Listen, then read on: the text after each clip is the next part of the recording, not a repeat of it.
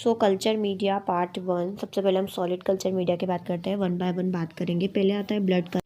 ये general purpose के लिए होता है, रूटीन होता है, डिफ्रेंशिएट करता है फास्टिडियस ऑर्गेनिजम्स को such as haemolytic bacteria, especially streptococcus species जो कि फास्टिडियस होता है। नाउ ऑब्वियसली इनरिच होगा क्योंकि ब्लड अगार है।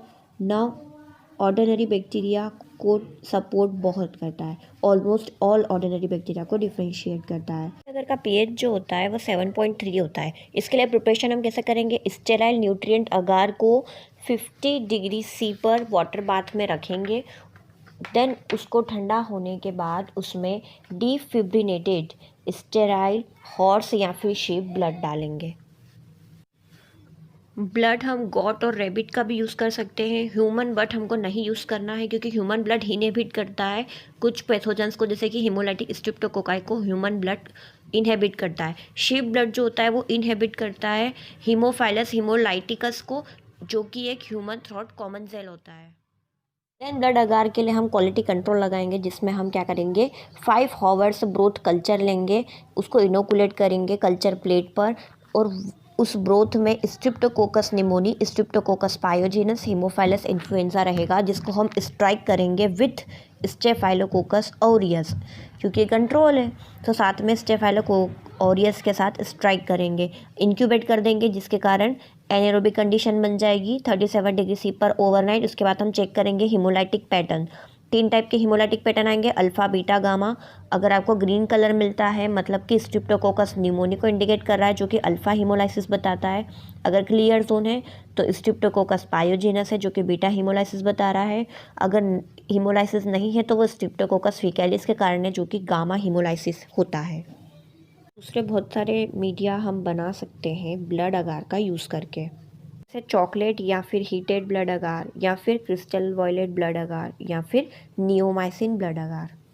अब चॉकलेट हीटेड ब्लड अगार बनाने के लिए ऑलरेडी ये तो इनरिच है, नाम ही बता रहा है। ये किसको डिफ्रेंशिएट करता है? नम ही, मतलब कि निजेरिया मेनिनजाइटिस, हीमोफाइलस इन्फ्लुएंजा और स्ट्रिप्टोकोकस निमोनी। अब इसको बनाना कैसे है? एज इट इज़ सेम है ब्लड अगार जैसा, बस इसमें हीट हम किससे पे करेंगे? 70 डिग्री सी पर। हमने ब्लड अगार में 50 डिग्री सी पर करा था, यहाँ पर हीट करेंगे 70 डिग्री सी पर। क्यों? क्योंकि हमको चॉकलेट ब्राउन इन कलर तक हीट करना है, ज़्यादा हीट नहीं करना है। नाउ उसको कूल करेंगे 45 डिग्री सी पर और फिर पेट्री डिश में डिस्पेंस कर लेंगे। नाउ क्रिस्टल वॉयलेट ब्लड अगार जो होता है उसमें पहली बात तो ये सिलेक्टिव होता है। नाउ ये बेसिड्रेसिन टेस्ट के लिए यूज़ किया जाता है, जो हमने टेस्ट पढ़ी थी, आइसोलेशन टेस्ट।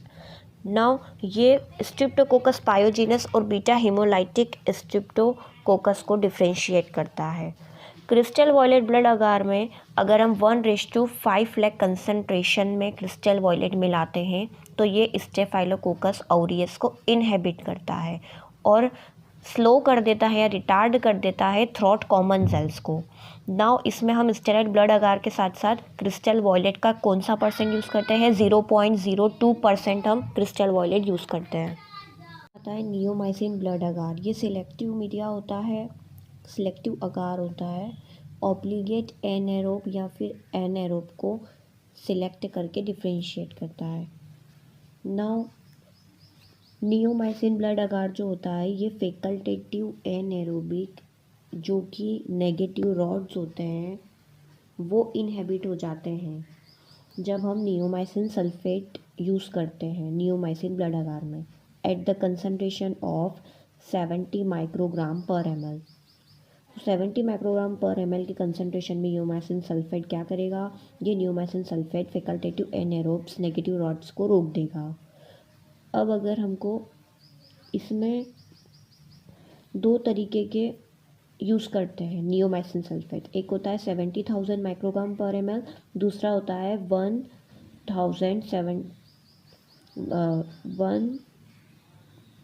17,500 माइक्रोन पर ml नियोमाइसिन सल्फेट। 2 तरीके के सल्फेट यूज़ होता है।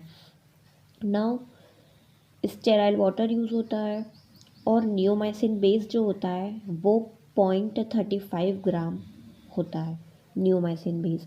इसमें स्टेराइल ब्लड अगार भी लेंगे। नाउ इसका क्वालिटी कंट्रोल हम कुक्ड मीट ब्रोथ में बैक्टेरॉइड्स फ्रेजेलिस और बैक्टेरॉइड फ्रेजेलिस को फिर इंक्यूबेट करेंगे 2 डेज तक। किसको? जिसमें हमारे जो कुक्ड मीट ब्रोथ है उसमें प्रोटियस स्पीसीज और बैक्टेरॉइड्स फ्रेजेलिस रहेंगे, उनको इंक्यूबेट करेंगे 2 दिन तक 37 डिग्री सी पर।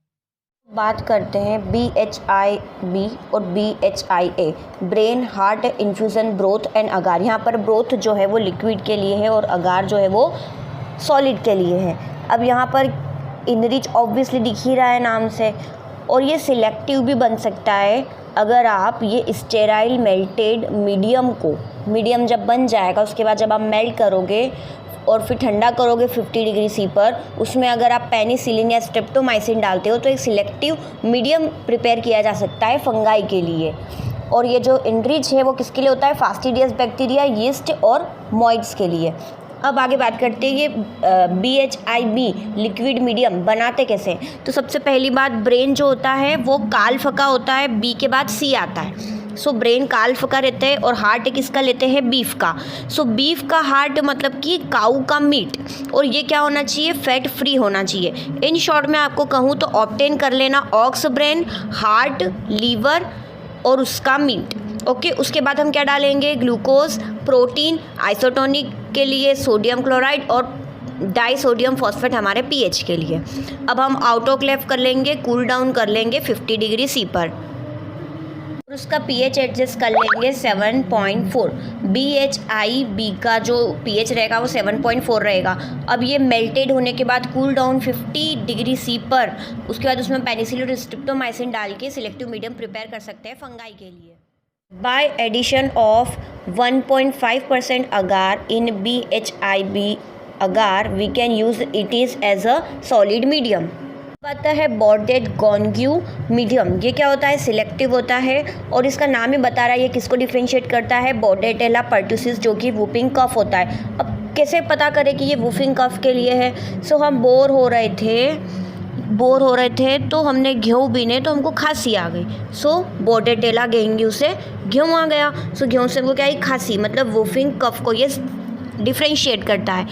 नाउ इसमें जो इम्पॉर्टेंट इंग्रेडिएंट्स होते हैं वो होता है पोटैटो, बी को पी मानना, BP। सो पोटैटो इन्फ्यूज़न फॉर्म, फिर हमारा पेप्टोन, फिर सोडियम क्लोराइड, अगार, और इसका फाइनल पीएच होना चाहिए 6.4 से 6.6। इसमें ग्लिसरॉल भी होता है। नाउ ब्रिलियंट ग्रीन अगार। ब्रिलियंट ग्रीन अगार, वो ब्रिलियंट लोग क्या होते हैं? साल में एक बार मिलते हैं। तो साल्मोनेला स्पीसीज को ये अलग करता है rather than salmonella typhi and salmonella paratyphi.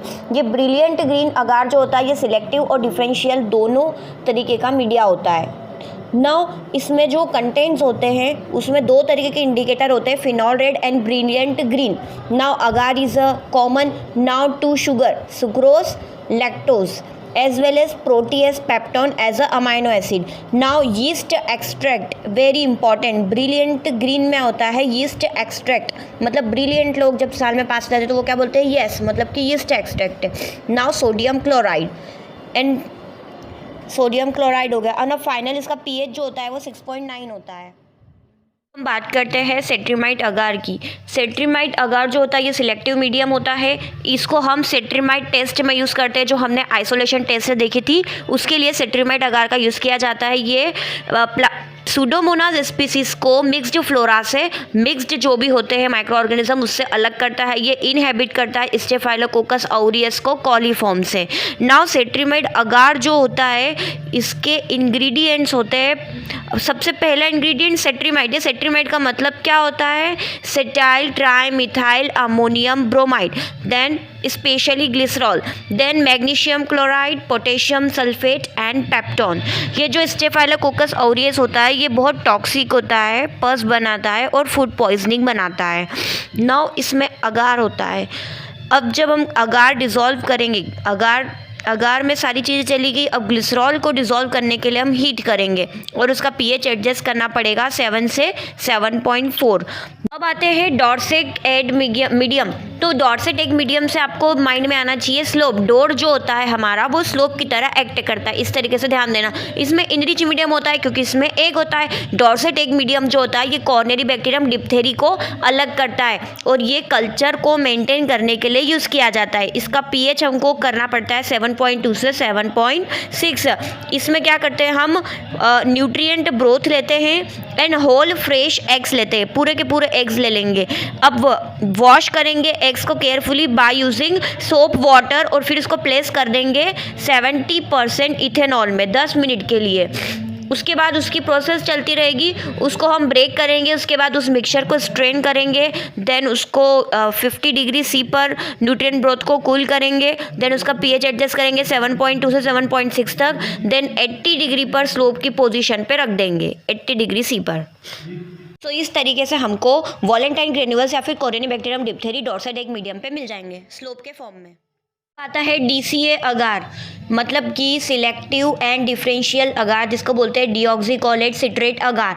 ये सिलेक्टिव और डिफरेंशिएट किसको करता है? साल्मोनेला और शिगेला को। अगर हम बाइल सॉल्ट डाल देते हैं तो येरसिनिया स्पीसीज को डिफरेंशिएट करता है, और अगर हम शुगर डाल देंगे तो लैक्टोज फर्मेंटेशन और लैक्टोज नॉन फर्मेंटेशन का बता देगा। नाउ इसमें जो इंग्रेडिएंट्स होते हैं वो होता है especially sodium deoxycholate, sodium thiosulphate, sodium citrate. Now ferric citrate भी होता है सोडियम सिट्रेट के साथ। इसमें अगार, ऑब्वियसली अगार होगा। Neutral red as a indicator, और इसका जो पीएच रहेगा वो 7.3 रहेगा।